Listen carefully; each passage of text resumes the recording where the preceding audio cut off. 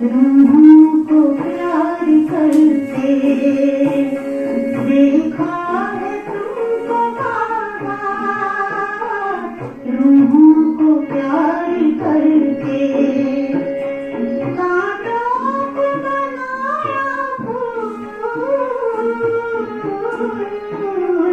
कांटों को बनाया फूल, तुमने दुलार करके देखा है तुमको बाबा, रूहों को प्यार करते देखा है तुमको बाबा, रूहों को प्यार करते कांटों को बनाया फूल,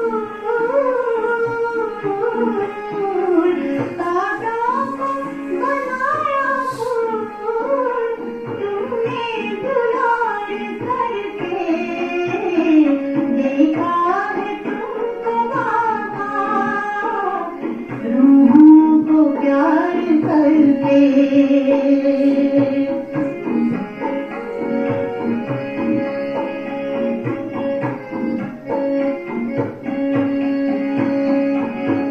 ज्ञान का पंख लगाकर उड़ना सिखाते देखा, ज्ञान का पंख लगाकर उड़ना सिखाते देखा, बच्चों को पकड़ के उंगली चलना सिखाते देखा, दिव्य गुणों से बच्चों को देखा श्रृंगार करते,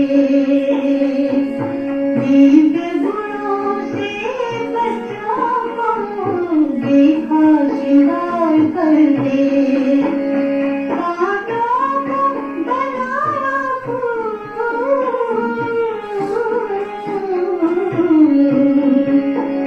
कांटों को बनाया फूल, तुमने दुलार करके देखा है तुमको बाबा, रूहों को प्यार करते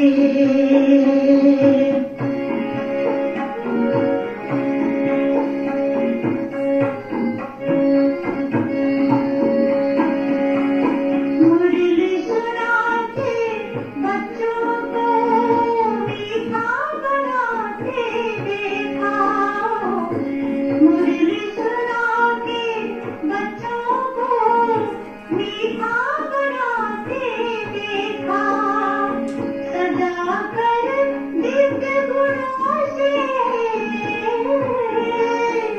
अब गुण मिटाते देखा, रूहानी नजरों से, रूहानी नजरों से, रूहानी नजरों से,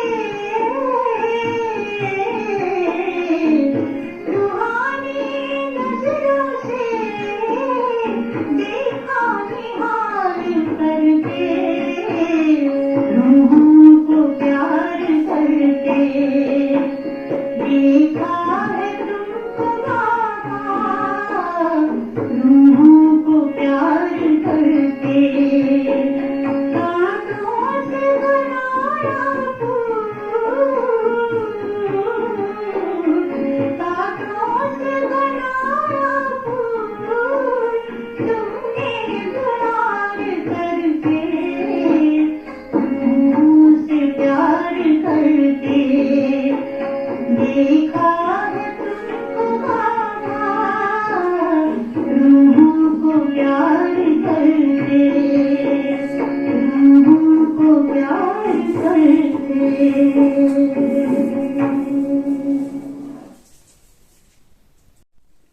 ओम शांति। आज बाबा कहते मीठे बच्चे, बाघ को और चक्र को याद करो, मुख से कुछ भी बोलने की दरकार नहीं, सिर्फ इस नरक से दिल हटा दो तो तुम एवं निरोगी बन जाएंगे। प्रश्न है, बाप डायरेक्ट आकर अपने बच्चों की श्रेष्ठ प्रारब्ध बनाने के लिए कौन सी राय देते हैं? बाबा ने कहा, बच्चे, अब तुम्हारा सब कुछ खत्म होने वाला है, कुछ भी काम नहीं आएगा, इसलिए सुदामे की तरह अपनी भविष्य प्रारब्ध बना लो। बाप डायरेक्ट आया है तो अपना सब कुछ सफल कर लो। हॉस्पिटल कम कॉलेज खोल दो जिससे बहुतों का कल्याण हो। सबको रास्ता बताओ, श्रीमत पर सदा चलते रहो। ओम शांति। बेहद का बाप बच्चों को समझा रहे हैं। समझाया उसको जाता है जो बेसमझ होते हैं।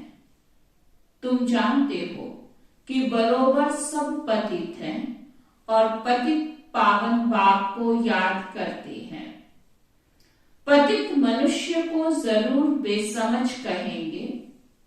सभी बुलाते हैं कि हे पतित पावन, आकर हमको पावन बनाओ। भारतवासी जानते हैं सतयुग में यह भारत पावन था, पावन गृहस्थ धर्म था। इस समय पतित गृहस्थ अधर्म है। धर्मात्मा पावन को कहा जाता है। इस भारत में 5000 वर्ष पहले जब लक्ष्मी नारायण का राज्य था तो उनको पावन राज्य कहा जाता था। नर और नारी दोनों पावन थे। बाप बैठ समझाते हैं, आधा कल्प से भक्ति मार्ग चला है।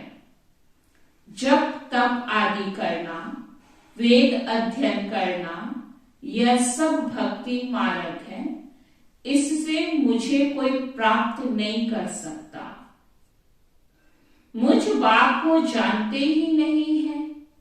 यह सब waste of time, waste of energy करते हैं। द्वापर से लेके भक्ति मार्ग शुरू होता है, फिर देवताएं वाम मार्ग में जाते हैं। लाखों करोड़ों रुपया खर्च कर देवताओं के मंदिर बनाते हैं। सोमनाथ का मंदिर कितना हीरे जवाहरों से सजा हुआ था। उस समय के हिसाब से करोड़ों रुपया खर्च नहीं किया होगा, क्योंकि उस समय तो हीरे जवाहर आदि का दाम कुछ भी नहीं रहता। इस समय अगर वह मंदिर होता तो अथाह पद्मों की मिल्कियत हो जाए।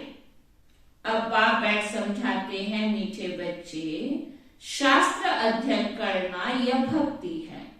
उनको ज्ञान नहीं कहा जाता। सतयुग में तीर्थ आदि नहीं मनाते हैं। गंगा जमुना नदियां तो सतयुग में भी है, अभी भी है। सतयुग में कोई तीर्थ करने के लिए नदियां नहीं थी। बाप तो है ज्ञान का सागर। वह बैठ ज्ञान देते हैं। आधा कल्प यह भक्ति चलती है। पहले अव्यभिचारी भक्ति होती है, शिव की ही पूजा करते हैं, फिर देवताओं की। अभी तो भक्ति व्यभिचारी हो गई है। भक्ति करते, शास्त्र आदि पढ़ते रहते हैं तो सब भगत हो गए। सजनिया मुझ एक साजन को याद करती हैं। भक्तों की रक्षा करने वाला है भगवान। तो जरूर भक्ति में तकलीफ होती है। तब तो कहते हैं, आकर हमको लिबरेट करो, दुख से मुक्त करो। गाइड बन मुक्ति धाम में ले चलो।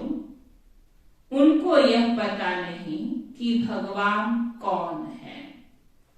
शिव व शंकर के मंदिर में जाते हैं। शिव शंकर को इकट्ठा कर दिया है दोनों अलग अलग। वह निराकार व सूक्ष्म शरीरधारी, वह मूल वतन में रहने वाला, वह सूक्ष्म वतन में रहने वाला। तो बाप समझाते हैं, मंदिर में बैल दिखाते हैं, समझते हैं शिव शंकर की बैल पर सवारी थी।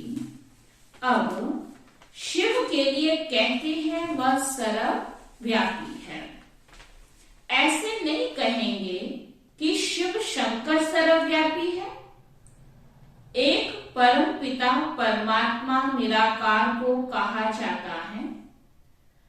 अब बाप कहते हैं, देखो मैं निराकार तुमको कैसे पढ़ाता हूं। बैल पर कोई सवारी थोड़ी करता हूं। हमारी सवारी बैल पर क्यों दिखाई है? मैं तो साधारण मनुष्य तन में प्रवेश करके आता हूं। इनके 84 जन्मों की कहानी बैठ तुमको सुनाता हूं। तुम भी ब्रह्मा मुख वंशावली आकर बने हो। इनका नाम है भागीरथ, अर्थात भाग्यशाली रथ, क्योंकि पहले पहले यह सुनते हैं और यही सौभाग्यशाली है। सतयुग में बहुत थोड़े होते हैं, बाकी सब आत्माएं वापस चली जाती हैं अपने घर जहां से आई हैं। यह कर्म क्षेत्र है। सृष्टि का चक्र फिरता रहता है। मूल वतन सूक्ष्म वतन में यह सतयुग त्रेता नहीं होते हैं। यह ड्रामा का चक्र यहां फिरता है। आधा कल्प ज्ञान सतयुग त्रेता, आधा कल्प भक्ति द्वापर कलयुग। सतयुग में लक्ष्मी नारायण का राज्य था। फिर लक्ष्मी नारायण की फर्स्ट सेकंड राजाई चलती है। त्रेता में है चंद्रवंशी राम की डिनाइस्टी। सतयुग में है 8 जन्म, त्रेता में है 12 जन्म। यह 84 जन्मों की कहानी बाप ही समझाते हैं। बाप अपने ब्राह्मण बच्चों को ही मिलते हैं और किसको नहीं। बच्चे बने हैं तब उनको पढ़ाते हैं। बाप कहते हैं, मैं तुम्हारा बाप टीचर सतगुरु हूं। सदगति का साथ ले जाता हूं। पावन होने का बहुत सहज उपाय है जो तुमको बतलाता हूं। यहां तुम बैठ क्या करते हो? बच्चे कहते हैं, बाबा हम आपको याद करते हैं। आपका फरमान है कि निरंतर मुझे याद करने का पुरुषार्थ करो तो इस योग अग्नि से तुम्हारे विकर्म विनाश हो जाएंगे। फिर तुम पवित्र सतो प्रधान बन जाएंगे। अब तुम तमो प्रधान हो। याद से ही खाद निकलेगी। कोई तकलीफ की बात नहीं। एवं निरोगी बनने के लिए कितनी सहज युक्ति है। देवताएं कभी बीमार नहीं होते। इस याद से ही तुम निरोगी बनेंगे। पाप भस्म होने से तुम पावन बन जाएंगे। बड़ी भारी कमाई है। घूमो फिरो, सिर्फ मुझे याद करो। पहले यह प्रैक्टिस करनी है। याद करने से हम 21 जन्म के लिए निरोगी बन जाएंगे। कोई तकलीफ की बात नहीं। सिर्फ मामेकम याद करो। यह बाप ने आकर आत्माओं को कहा, हे आत्माएं, सुनती हो? बाप मुख से कहते हैं मुझे याद करो और घर को याद करो।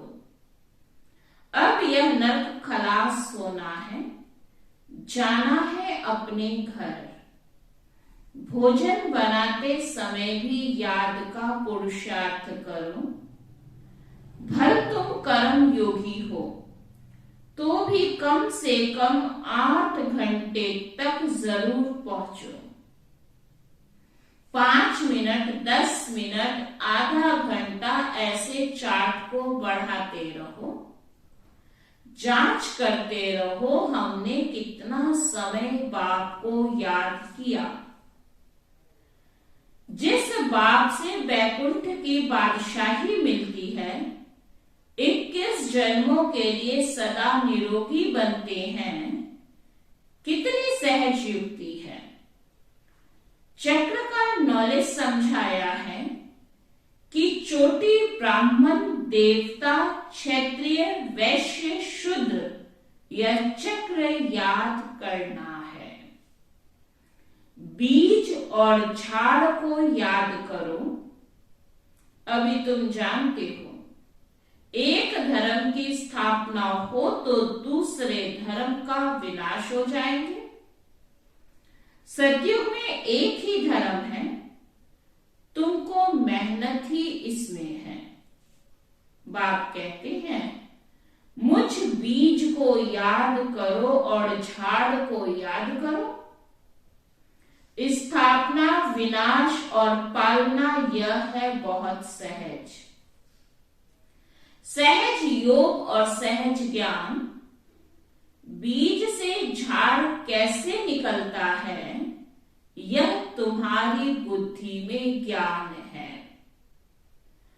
रहो भल गृहस्थ में, परंतु पवित्र रहना है। यह तो अच्छा है ना। बाप कहते हैं 63 जन्म तुमने नरक में गोते खाए हैं, पाप किए हैं।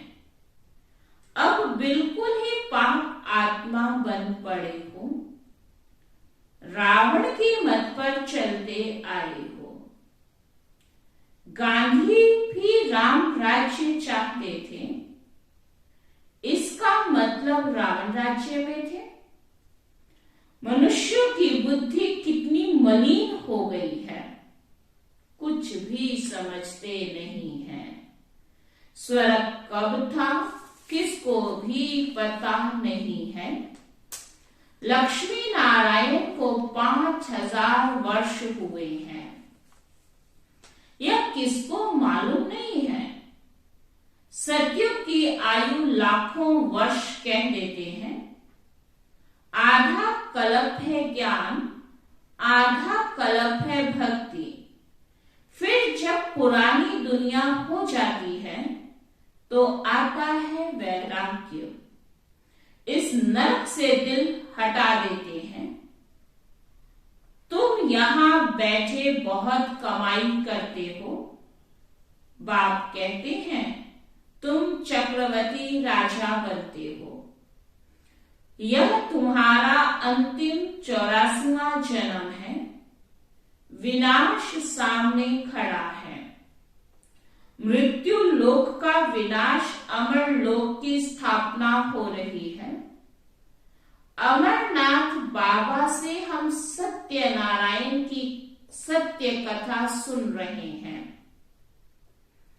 है एक कथा, शास्त्र आदि कितने ढेर बनाए हैं, करोड़ पदम रुपए खर्च करते हैं, है सब झूठ।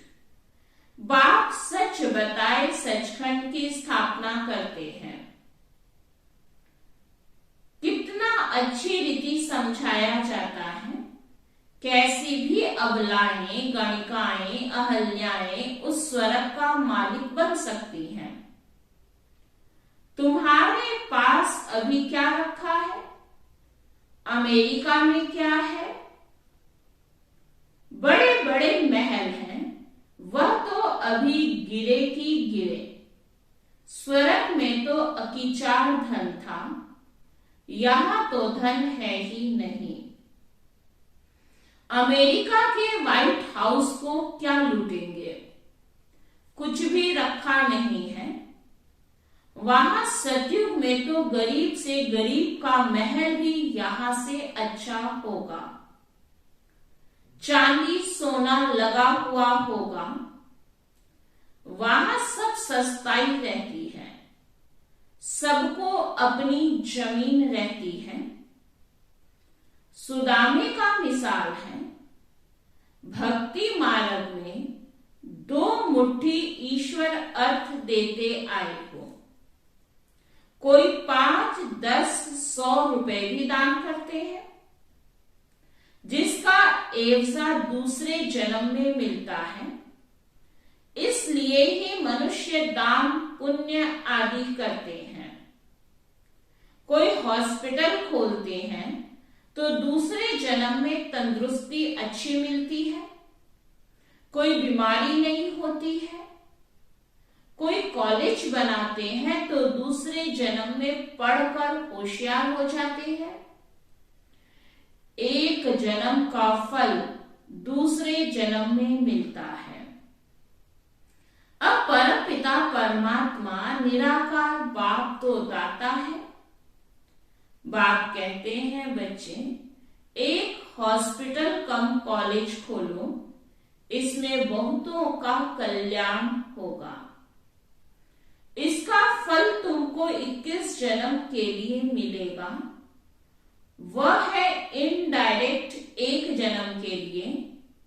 यह है डायरेक्ट 21 जन्मों के लिए प्रारब्ध मिलती है। क्योंकि अब बाप डायरेक्ट बैठे हैं, समझाते हैं तुम्हारा सब कुछ खत्म होने वाला है।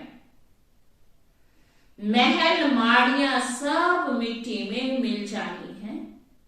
इसलिए अब भविष्य की कमाई करो जो तुम्हारे काम आए। जो भी आए उसको रास्ता बताओ।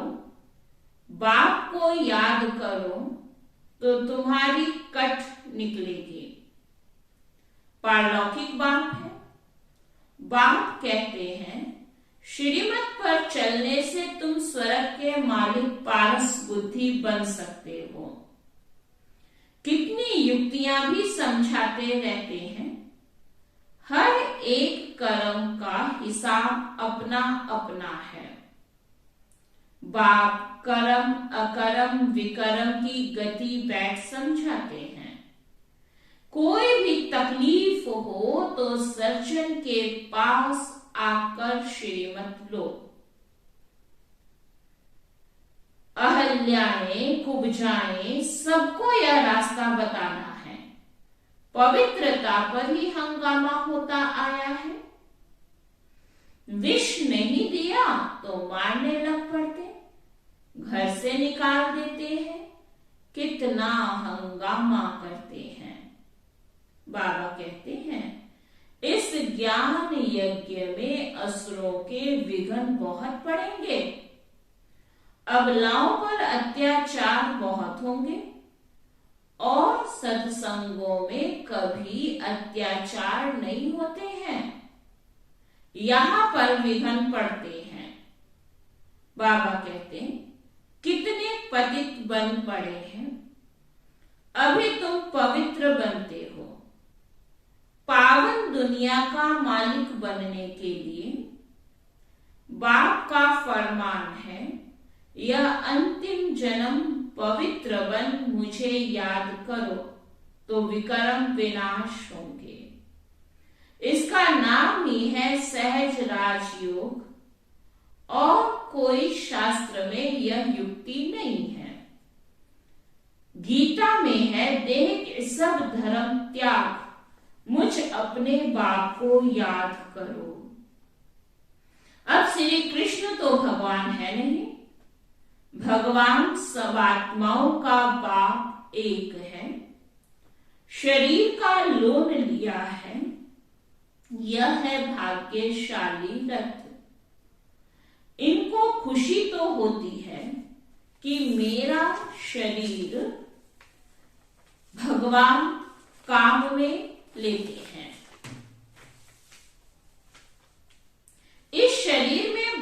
आकर सबका कल्याण करते हैं। बाकी बैल आदि नहीं है। इन बातों को नया क्या समझे। अच्छा, मीठे मीठे सिकी लधे बच्चों प्रति माता पिता बाप दादा का याद प्यार और गुड मॉर्निंग। रूहानी बाप की रूहानी बच्चों को नमस्ते। हम सब रूहानी बच्चों की रूहानी बाप दादा को दिल व जान सिक व प्रेम से नमस्ते नमस्ते नमस्ते जी। धारणा के लिए मुख्य सार है, इस अंतिम जन्म में संपूर्ण पवित्र बन बाप की याद में रहना है। इस पतित दुनिया से दिल हटा देना है। स्वदर्शन चक्रधारी बनना है। हॉस्पिटल कम कॉलेज खोल अनेकों का कल्याण करना है। हर कदम पर सुप्रीम सर्जन से श्रीमत लेनी है। वरदान है, दिव्य बुद्धि द्वारा त्रिकालदर्शी स्थिति का अनुभव करने वाले सफलता मूर्त भव। ब्राह्मण जन्म की विशेष सौगात दिव्य बुद्धि है। इस दिव्य बुद्धि द्वारा बाप को, अपने आप को और तीनों कालों को स्पष्ट जान सकते हो। दिव्य बुद्धि से ही याद द्वारा सर्व शक्तियों को धारण कर सकते हो। दिव्य बुद्धि त्रिकालदर्शी स्थिति का अनुभव कराती है। उनके सामने तीनों ही काल स्पष्ट होते हैं। कहा भी जाता है, जो सोचो जो बोलो आगे पीछे का सोच समझकर करो। परिणाम को जानकर कर्म करने से सफलता अवश्य होती है। स्लोगन है, यथार्थ निर्णय देना है तो रूहानी फकुर नशे द्वारा बेफिक्र स्थिति में स्थित रहो। ओम शांति।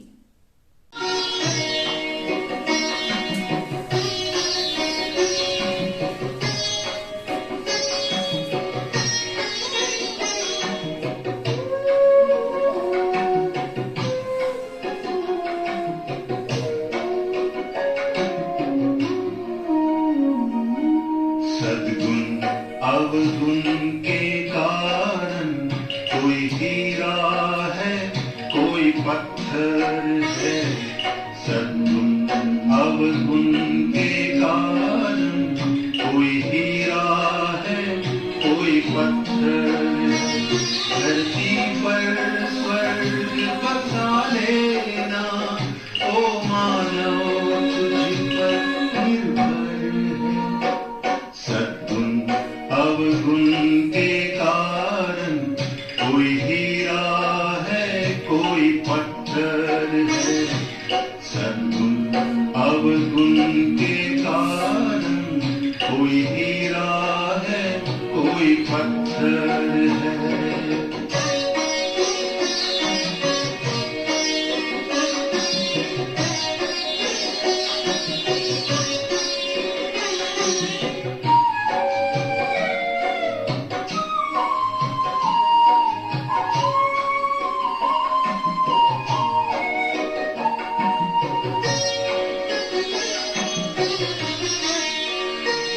तू दीप से दीप जलाता चल, तू सबको गले लगाता चल।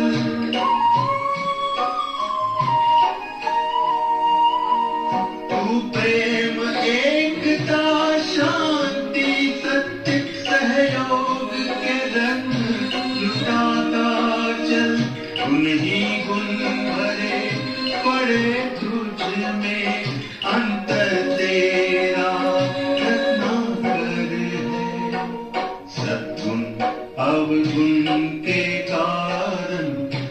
हीरा है कोई पत्थर है, सद्गुण अवगुण के कारण कोई हीरा है कोई पत्थर है।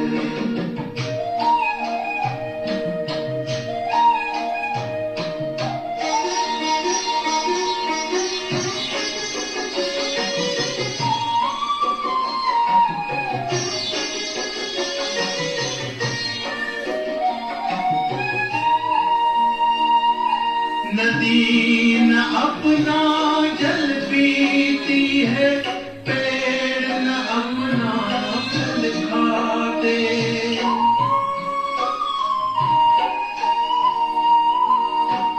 पर उपकार के लिए ही हम ये अनमोल जन्म पाते।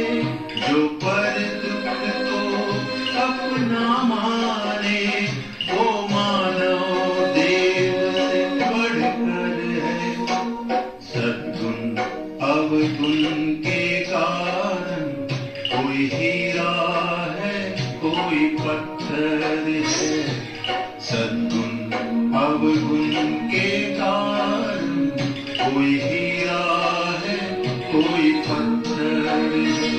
धरती पर स्वर्ग बसा लेना ओ मानव तुझ पर निर्भर है, सद्गुण अवगुण के कारण कोई हीरा है कोई पत्थर है, सद्गुण अवगुण के कारण कोई हीरा है कोई पत्थर है, कोई हीरा है कोई पत्थर है, कोई हीरा है कोई पत्थर।